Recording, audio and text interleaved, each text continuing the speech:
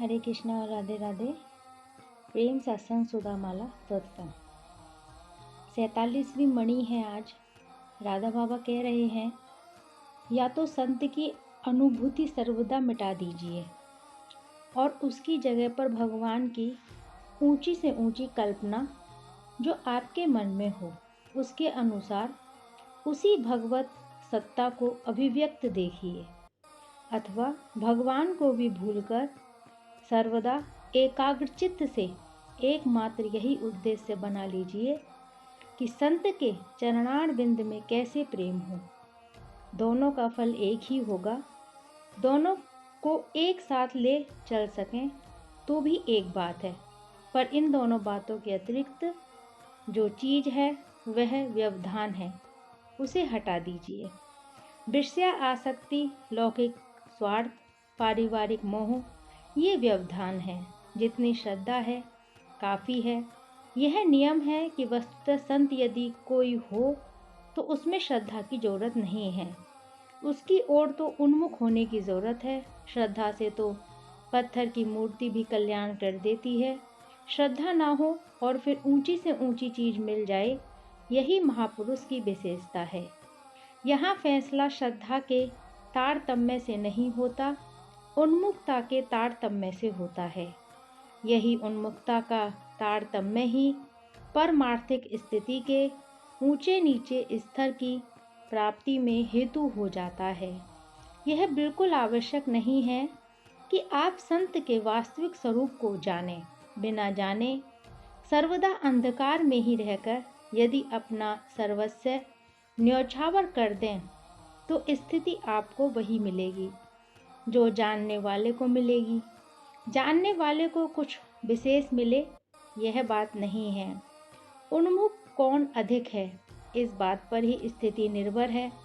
कोई भी हो, वह कितनी मात्रा में अपने आप को मिटाकर उसकी जगह संत को बैठा देने के लिए तैयार है, यह प्रश्न है। फिर वहाँ जो वास्तविक अभिव्यक्ति अचिंत्य शक्ति है, भगवत सत्ता है, वह उसको उस मात्रा में अपना लेगी। इसलिए उपयुक्त दो बातों में एक बात कीजिए, मेरे कहने से नहीं, सर्वदा शास्त्रीय प्रमाण को देखकर। संत के ढांचे की जगह भगवान को देखिए, अथवा हे संत, हे संत, हे संत, यह रट लगाकर बस सर्वदा अनन्य ममता विष्णु की जगह अनन्य ममता संत चरण आश्रु कर लें। सच मानिए, एक ही फल मिलेगा। मनुष्य का स्वाभाविक हृदय ऐश्वर्य प्रवीण होता है और वह ज्यों ज्यों आगे बढ़ेगा, मान लें किसी ने संत की जगह सर्वदा भगवान को देखकर चलना प्रारंभ किया, त्यों त्यों स्वाभाविक कि उसके मन में भगवत ऐश्वर्य का उदय होगा और वह सोचेगा कि ये सर्वज्ञ हैं, सर्वसमर्थ हैं। पर इस संबंध में एक नियम याद रखना चाहिए, वह यह है कि कल्याण गुणता के अंश में, अर्थात जगत उद्धार की क्रिया के संपादन रूप अंश में, महापुरुषों की ज्यों की त्यों वही शक्ति है जो शक्ति अवतार में अभिव्यक्त होती है। परंतु ऐश्वर्य के प्रकाश की शक्ति श्रद्धालु की श्रद्धा पर निर्भर है। ऐश्वर्य का प्रकाश केवल उस श्रद्धालु के लिए ही होगा कि जिसका सर्वदा संशयहीन विश्वास, परिपूर्ण विश्वास संत में एकमात्र भगवान के ही होने का हो चुका है। जिसके मन में जरा भी संतपने की अनुभूति अलग अविष्ट है, उसके लिए बेधड़क प्रकाश नहीं होगा। हम लोगों में से ऐसा अभी कोई नहीं है जो किसी संत के प्रति सर्वदा इस श्रद्धा के स्तर पर पहुंचा हो। अतः उसे यह ध्यान में रखना चाहिए कि ऐश्वर्य अंश में भगवत्ता के प्रकाश, अर्थात सर्वज्ञाता, सर्वसमर्थता की अभिव्यक्ति की ओर से दृष्टि मोड़ लें। अन्यथा होगा यही कि उसकी श्रद्धा की कमी के कारण इस शक्ति के प्रकाश में उसे त्रुटि दिखेगी और वह फिर उधेड़ बुन में पड़ेगा। इस भागवतीय नियम को याद रखना चाहिए। अवतार में और भगवत रूप संत में जो जीव भाव को लिए हुए जन्म थे, फिर भगवत सत्ता में विलीन हो गए। दोनों में अंतर यही है कि जो अनादि सिद्ध भगवान का अवतार है उसमें तो दोनों शक्तियों की अभिव्यक्ति अर्थात कल्याण, गुणता एवं ऐश्वर्य की शक्तियों का प्रकाश बिना श्रद्धा के ही होता है, पर सर्वोच्च संत में केवल कल्याण गुणता ही प्रकाशित होती है। ऐश्वर्य श्रद्धालु की संशयहीन श्रद्धा होने पर ही कहीं प्रकाशित होता है। आगे 48वें मणि में बाबा कह रहे हैं, काम करते समय किसी किसी वस्तु पर दृष्टि जाए, उसी में एक बार श्री श्याम सुंदर की उस मधुर छवि को देखने का अभ्यास कीजिए। साथ ही नाम निरंतर चलता रहे, छूटे फिर पकड़े। इस प्रकार अपनी जान में ईमानदारी के साथ जीव से नाम एवं मन के द्वारा लीला का रूप का चिंतन करने की पूरी चेष्टा करें। फिर यदि एक पाई भी सफलता ना हो तो कोई आपत्ति नहीं, बिल्कुल आपत्ति नहीं। साधना ना हो तो दोष की बात बिल्कुल नहीं, पर उसके लिए मन में महत्व ना होकर उसे छोड़ देना दोष है। मान लें समस्त जीवन चेष्टा करते रह गए, न वृत्ति सुधरी, न भाव हुआ, न विश्वास, यहाँ तक कि रूप की मामूली धारणा कर मन एक सेकंड के लिए भी स्थिर नहीं हुआ, पर यह लालसा लगी रहे और बार बार करते ही गए। फिर मैं तो संशयहीन होकर भी यह कहता हूँ कि आपको ठीक वही चीज़ भगवान देंगे जो सर्वदा साधना की परिपक्व अवस्था में ऊंचे साधकों को मिलती है। ध्यान करते समय कोई चित्र नहीं बंधता तो घबराइए मत, कभी वृंदावन गए ही होंगे। वहाँ का सर्वोत्तम दृश्य जो आपके मन में हो उसको उन पेड़ पत्तों की धुंधली सी स्मृति मानस पटल पर क्यों नहीं ला सकते।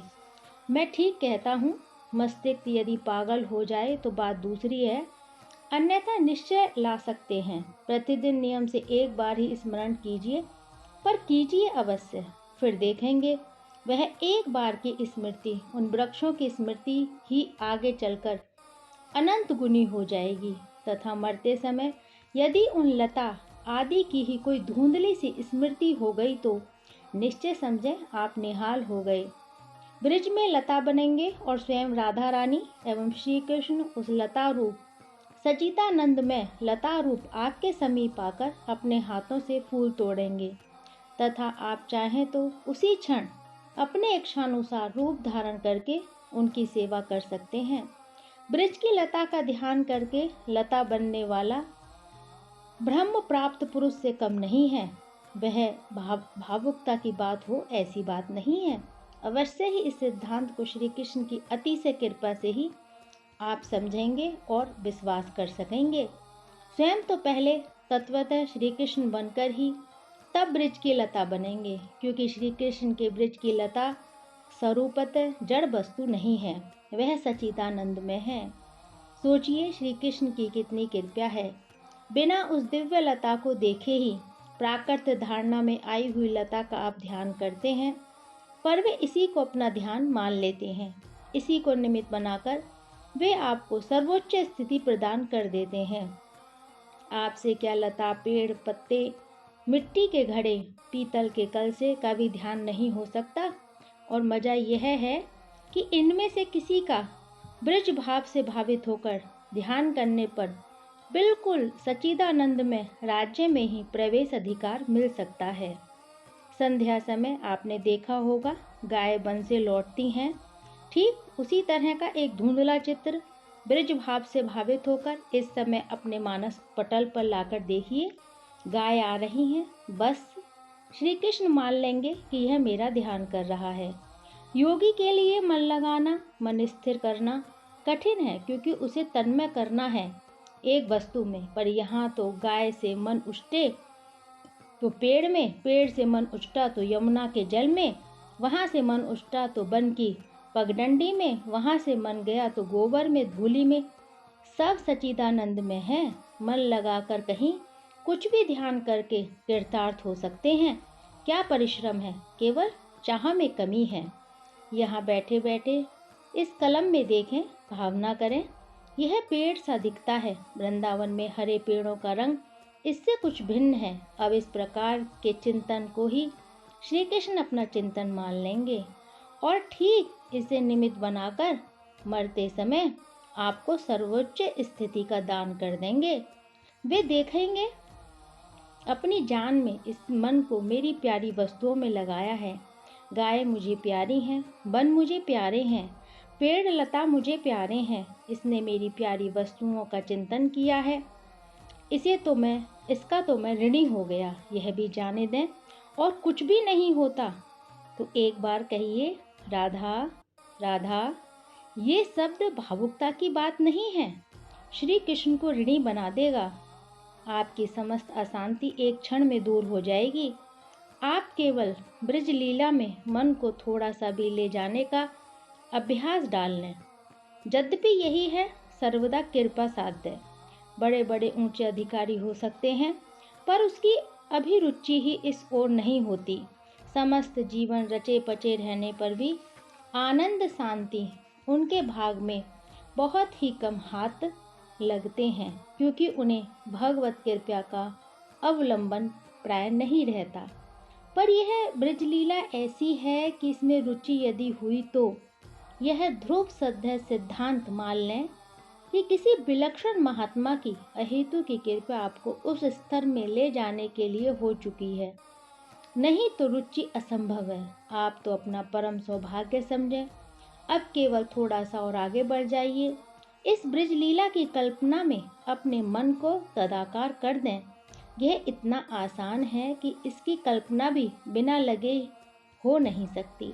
अवश्य ही यह होनी चाहिए। सच्ची ब्रज भाव से भावित चित्त से लता, पेड़, पत्ते, पगडंडी, वन, गाय, गौशाला की भीत, साड़ी, सोफा देखते देखते ही मन इस नश्वर राज्य से उठकर वहां चला जाएगा और वहां जाकर आप यहाँ की परिस्थिति के लिए सर्वदा चिंताहीन हो जाएंगे। यहाँ की उधेड़ बुन रहेगी ही नहीं।